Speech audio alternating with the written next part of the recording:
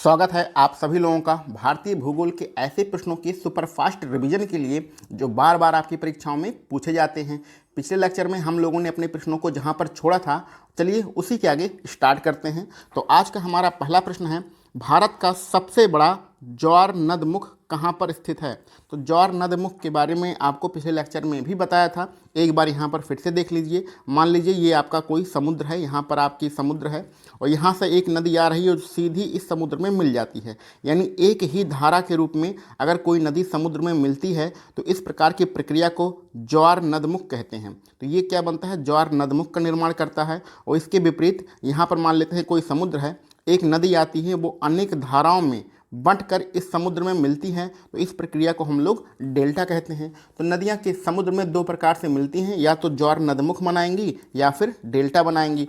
तो भारत में सबसे बड़ा ज्वार नदमुख कौन बनाती है, कौन सी नदी बनाती है, तो भैया हुगली नदी बनाती है। तो हुगली नदी के मुहाने पर भारत का सबसे बड़ा ज्वार नदमुख का निर्माण होता है। इस चीज़ को आप ध्यान में रखिएगा। चलिए आगे बढ़ते हैं। भारत की सबसे बड़ी लैगून झील कौन सी है। तो भारत की सबसे बड़ी लैगून झील चिल्का झील है। और ये कहाँ पाई जाती है, ये आपके उड़ीसा राज्य में पाई जाती है।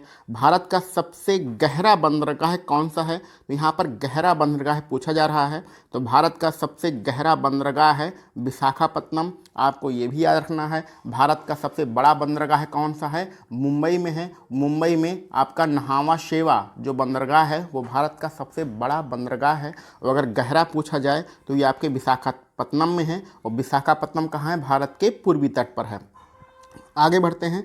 सबसे अधिक पानी सोखने वाली मिट्टी कौन सी है। तो पानी सोखने वाली जो मिट्टी होती है, सबसे ज़्यादा पानी सोखने वाली मिट्टी है, उसका नाम है दोमट मिट्टी। दोमट मिट्टी सर्वाधिक पानी सोखने वाली मिट्टी होती है। आगे बढ़ते हैं।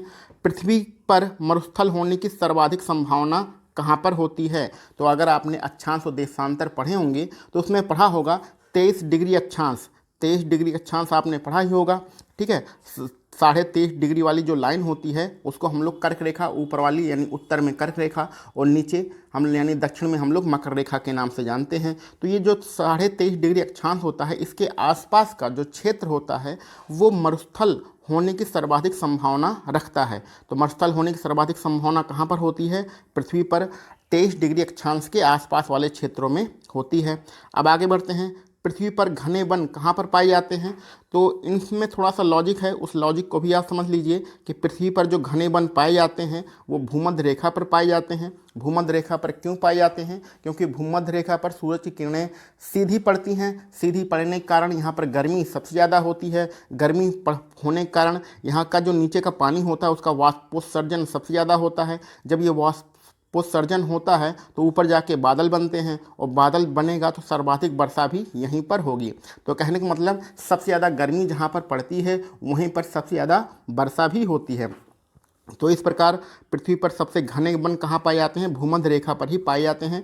भूमध्य रेखा पर भी सर्वाधिक तापमान ज़्यादा होता है, यानी गर्मी भी पड़ती है और सर्वाधिक वर्षा भी यहीं पर होती है। चलिए ये तो कुछ आपके समझने के लिए बता देते हैं, लेकिन यहाँ पर आपके ये सारे प्रश्न वन लाइनर प्रश्न हैं और हमें इन वन लाइनर प्रश्नों को ही याद करके रट लेना है। बार बार वीडियो देख लेना है या एक बार या दो बार ही वीडियो देख के इन सारे प्रश्नों को रट लेना है। चलिए आगे बढ़ते हैं।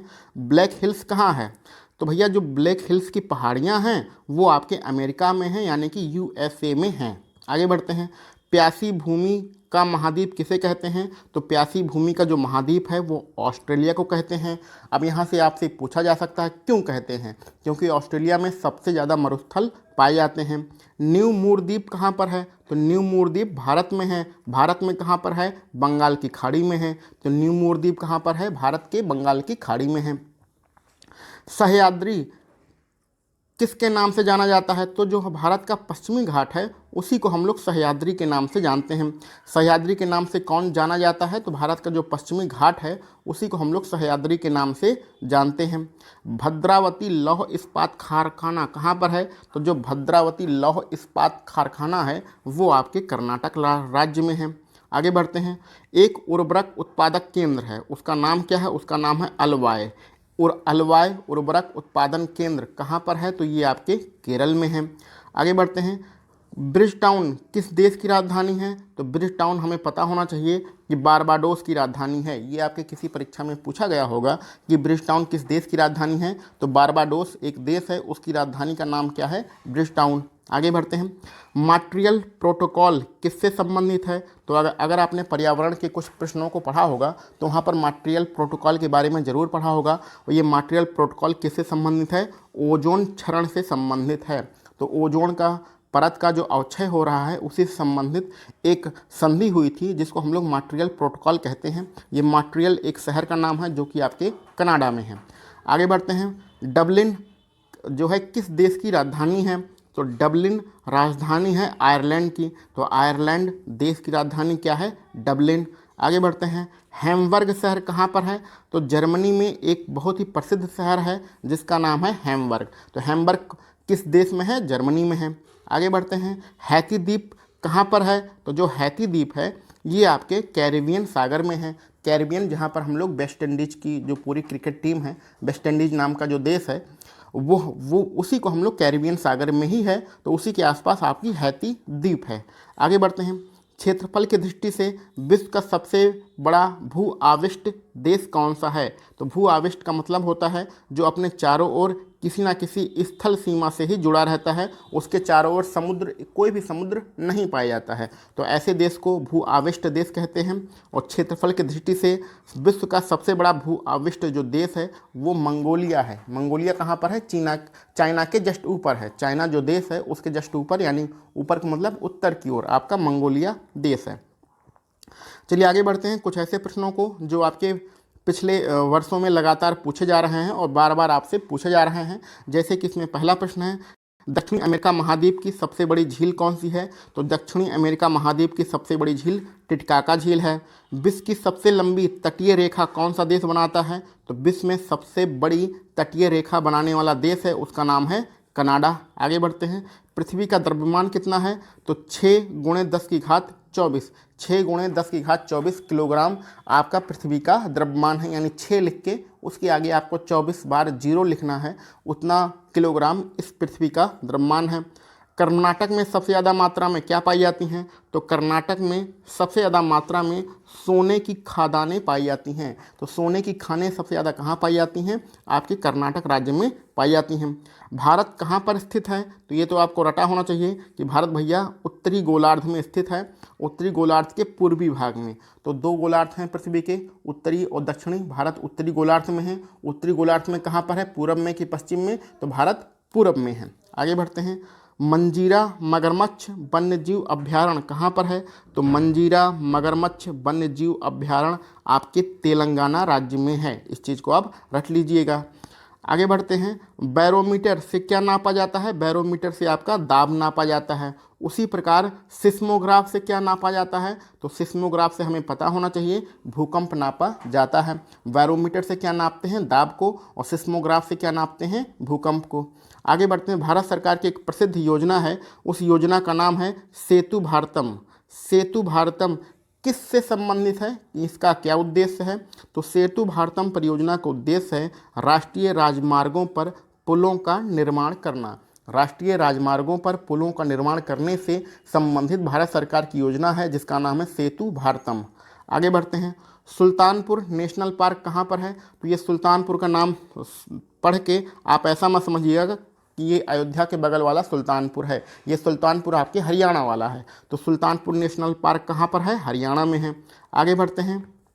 वह नदी जो तिब्बत से होकर बहती है और वहाँ पर यारलंग तंसपंगो नदी के नाम से जानी जाती है, उस नदी का क्या नाम है? तो उस नदी का नाम है ब्रह्मपुत्र। अब देखिए यहाँ पर जो आपका लिखा गया है यारलंग तंसपंगो, ये अनेक किताबों में अलग अलग तरीके से लिखा जाता है। जैसे कि बहुत सारी किताबों में यहाँ पर यारलंग जंगबो लिखा जाता है, यारलंग जंगबो लिखा जाता है। तो ये यारलंग जंगबो ब्रह्मपुत्र नदी का ही नाम है। कहाँ पर है? तिब्बत और चाइना में। तो तिब्बत और चाइना में ब्रह्मपुत्र को क्या कहते हैं? यारलंग जंगबो कहते हैं, लेकिन यहाँ पर क्या लिखा है? यारलंग तस्पंगो लिखा है। ठीक है, तो इसमें कंफ्यूज मत होइएगा, यारलंग ही नाम याद रखिए, यारलंग लिखा होगा तो वो ब्रह्मपुत्र नदी के बारे में लिखा है, इतना मान के चलिए। ये ब्रह्मपुत्र नदी आपके भारत में कहाँ से प्रवेश करती है? अरुणाचल प्रदेश राज्य से प्रवेश करती है। ब्रह्मपुत्र नदी को अरुणाचल प्रदेश में किस नाम से जानते हैं? दिहांग के नाम से जानते हैं। जब ये अरुणाचल प्रदेश के आगे असम से में आती है तो उसका क्या नाम हो जाता है? ब्रह्मपुत्र नाम हो जाता है। तो इस प्रकार ब्रह्मपुत्र नदी के बहुत सारे नाम हैं। आगे बढ़ते हैं। कर्नाटक राज्य का वह जिला जो सबसे ऊंचा भारतीय राष्ट्रीय झंडा फहराने का दावा करता है। तो सबसे ऊंचा भारतीय राष्ट्रीय झंडा फहराने का दावा करने वाला जो राज्य है कर्नाटक का, उसका नाम है बेलगांव। अब बेलगांव के बारे में सबसे इम्पोर्टेंट क्या है? बेलगांव के बारे में सबसे इम्पोर्टेंट ये है कि 1924 में जब कांग्रेस का अधिवेशन हुआ था बेलगांव में, तो यहाँ पर पहली और आखिरी बार महात्मा गांधी को भारतीय राष्ट्रीय कांग्रेस का अध्यक्ष बनाया गया था। महात्मा गांधी भारतीय राष्ट्रीय कांग्रेस के सिर्फ एक बार अध्यक्ष बने हैं। कब बने हैं? 1924 में बने हैं। कहाँ पर बने हैं? कांग्रेस के अधिवेशन में। ये अधिवेशन कहाँ पर हुआ था? बेलगांव में हुआ था। बेलगांव कहाँ पर है? कर्नाटक में है। तो इतनी सारी चीज़ों को आप ध्यान में रखिएगा। आगे बढ़ते हैं। भारत की प्रमुख खाद्य फसल कौन सी है? तो भारत की प्रमुख जो खाद्य फसल है वो है चावल। आगे, भारत की सबसे ऊंची चोटी कंचनजंगा कहाँ पर है? तो भारत की जो सबसे ऊंची चोटी कंचनजंगा है वो आपके सिक्किम में है। सिक्किम और तिब्बत के बॉर्डर पर आपका कंचनजंगा चोटी स्थित है। तो भारत के किस राज्य में है? सिक्किम राज्य में है।